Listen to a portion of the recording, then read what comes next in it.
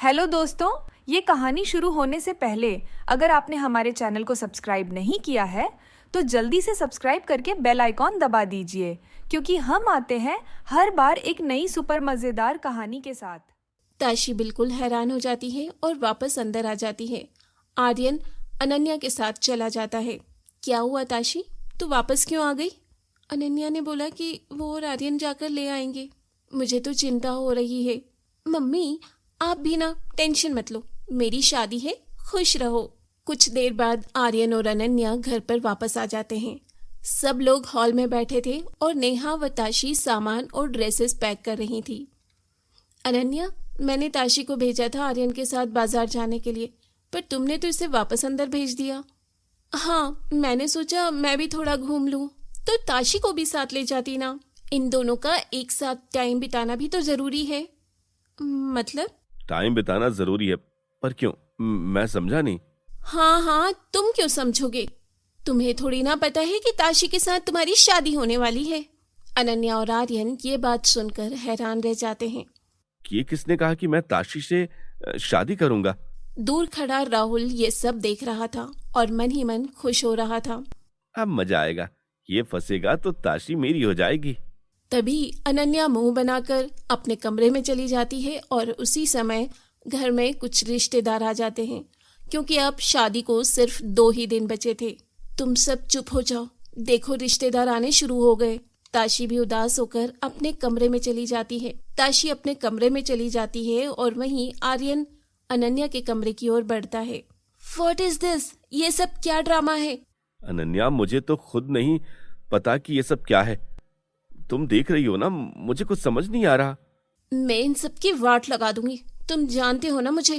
नहीं प्लीज अनन्या, अभी गुस्सा मत करो, मेरी बहन की शादी खराब हो जाएगी, समझो प्लीज। ठीक है, जल्दी से जल्दी ये सब सही करो और वापस चलो मेरे साथ कनाडा। तो जाना ही है मुझे, मैं कौन सा हमेशा के लिए आया हूँ। तुम सब अब 2 दिन शादी के लिए शांत रहो, इसके बाद हम वापस चले जाएंगे। ठीक है, और उस ताशी से बचकर रहना। हाँ ठीक है, शांत हो जाओ। उधर अपने कमरे में ताशी रोने लगती है। तभी दरवाजे पर दस्तक होती है और राहुल अंदर आता है। मैंने तुम्हें पहले ही कहा था, उस दिन मैं भी बता ही रहा था। इसका मतलब तुम ये सब जानते थे? बिल्कुल जानता था, पर मुझे बोलने का मौका ही नहीं दिया तुमने। राहुल अपना फोन निकालता है और ताशी को तस्वीरें दिखाता है। ये देखो, कितनी सारी फोटो भेजी है मुझे आर्यन ने। ये कनाडा में अनन्या के साथ रिलेशनशिप में है। ताशी का दिल टूट जाता है और वो जोर जोर से रोने लगती है। वो कुछ भी नहीं कर सकती थी। तभी नेहा कमरे में आती है। चिंता मत करो, बस मेरी शादी हो जाए, 2 दिन की बात है, फिर हम सब इस बारे में बात करेंगे।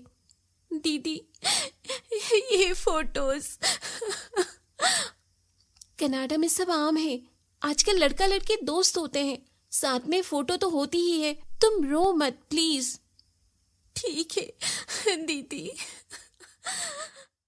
घर में अब इतने रिश्तेदार आ गए थे कि कोई ज्यादा बातें नहीं कर पा रहा था। तभी राधा भी कमरे में आ जाती है। हाँ, नेहा ठीक कह रही है ताशी, अभी बस। अचानक से आर्यन को पता लगा तो वो हैरान हो जाएगा। शादी के बाद खुलकर बात करेंगे। ठीक है आंटी जी। और तू यहाँ इसको भड़का रहा है? नहीं बुआ जी, मैं तो बस बता रहा हूँ। अभी ये सब बातें राजन को पता नहीं थी और रिश्तेदारों के आ जाने से उनकी बात बीच में ही रह गई थी। लेकिन जल्द ही उन्हें भी सच्चाई मालूम होने वाली थी और उसके बाद घर का माहौल पूरी तरह बदलने वाला था। रात का समय था। अनन्या अपने सामान को पैक कर रही थी, चेहरा गुस्से से लाल। तुम्हारी बहन की शादी में अभी 2 दिन बाकी हैं और मुझे यहाँ रहकर तमाशा देखने का कोई शौक नहीं है। क्या मतलब? तुम यहाँ नहीं रहोगी तो कहाँ रहोगी? दुनिया बहुत बड़ी है और इस शहर में मेरे बहुत से दोस्त हैं। शादी खत्म होते ही वापस आ जाना। लेकिन तुम इस तरह से जाओगी तो क्या? यहाँ रहकर मुझे फालतू की बातें नहीं सुननी। मैं जा रही हूँ। रुको। और हाँ, 2 दिन में शादी हो जाएगी। मैंने तुम्हें 4 दिन दिए, 5वें दिन मुझे कॉल करना जिस दिन घर से निकलना हो। ये कैसी बात कर रही हो? उससे पहले तुम बात नहीं करोगी? नहीं, तुम एंजॉय करो, तब तक बाय। इतना कहकर अनन्या बिना किसी जवाब का इंतजार किए अपना सामान लेकर सीधा घर से चली जाती है। राधा उसे गुस्से में जाते हुए देख लेती है, लेकिन चुप रहती है। देख तो नेहा, ये अनन्या कैसे गुस्से में जा रही है। अच्छी बात है, जाने दो, मुझे तो ये बिल्कुल भी अच्छी नहीं लगती। कितनी घमंडी है। ये आर्यन की शादी की बात सुनकर गुस्सा होकर चली गई है। कोई बात नहीं, अब तुम आर्यन के साथ उसकी शादी की कोई बात मत करना। जो भी होगा मेरी शादी के बाद ही होगा। ठीक है बेटी।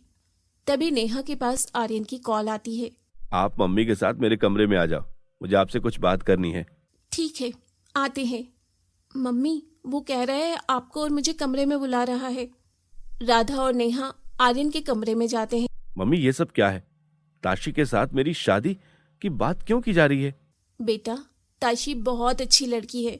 हम उसे बचपन से जानते हैं और हम चाहते हैं कि वो हमारे घर की बहू बने। लेकिन आपने ये नहीं सोचा कि मैं क्या चाहता हूँ?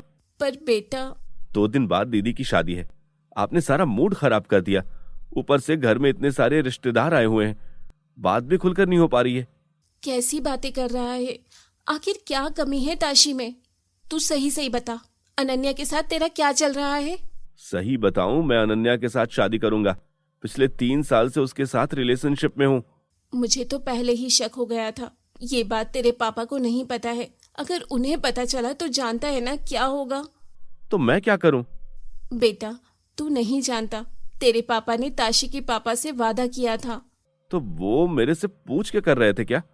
आपने मेरी इच्छा जानने बिना ही मेरी इतनी बड़ी बात कर ली?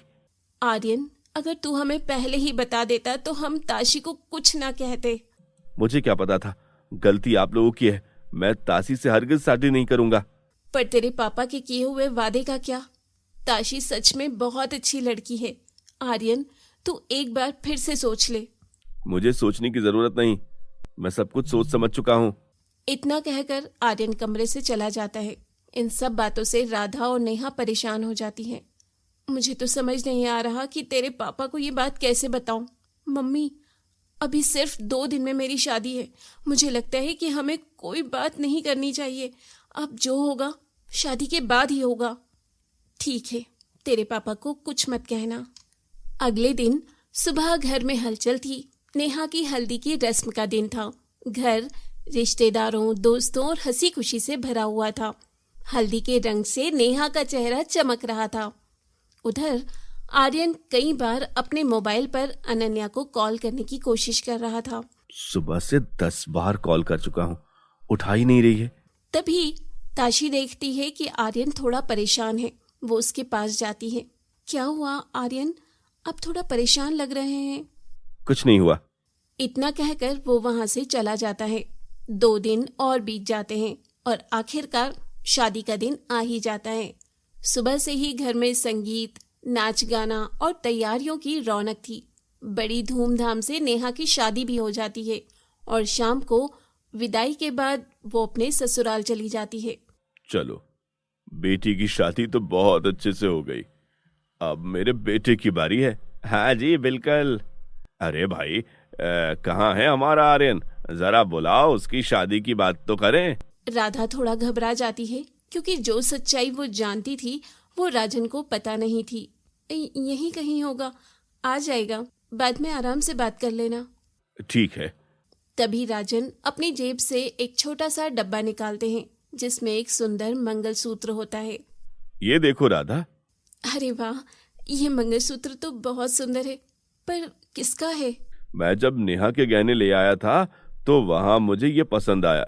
ये हमारी बहू ताशी के लिए लाया हूँ। बहुत अच्छा है, लेकिन आप इसे जेब में लिए क्यों घूम रहे हैं? तुम्हें दिखाने के लिए रखा था बस। अभी कमरे में जाकर अलमारी में रख दूंगा। कुछ देर बाद राधा कमरे में जाती है तो देखती है कि आर्यन अपना सारा सामान पैक कर रहा है। बेटा, सामान क्यों पैक कर रहा है? मम्मी, 2 दिन बाद मेरी कनाडा की फ्लाइट है। मैं कनाडा जा रहा हूँ। तू अभी 2-3 दिन पहले ही तो आया है, इतनी जल्दी क्यों जा रहा है?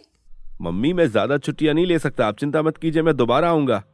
तभी अचानक घर में राजन के जोर से चिल्लाने की आवाज आती है। राधा और आर्यन भागते हुए बाहर आते हैं। ताशी भी दौड़ कर आ जाती है। पापा! हे भगवान, अंकल जी! राजन सीढ़ियों से गिर गए थे और बेहोश हो चुके थे। एम्बुलेंस को कॉल करो। कुछ ही देर में एम्बुलेंस आ जाती है और राजन को हॉस्पिटल ले जाया जाता है। आर्यन, राधा और ताशी भी उनके साथ थे। हे भगवान, इनको कुछ ना हो, ठीक हो जाएं। आंटी जी चिंता मत कीजिए, अंकल जी को कुछ नहीं होगा। आपने हमारे चैनल को सब्सक्राइब नहीं किया है तो जल्दी से सब्सक्राइब कर लीजिए। इस वीडियो को लाइक, शेयर, कमेंट करना ना भूलें। फिर मिलेंगे अगले एपिसोड के साथ।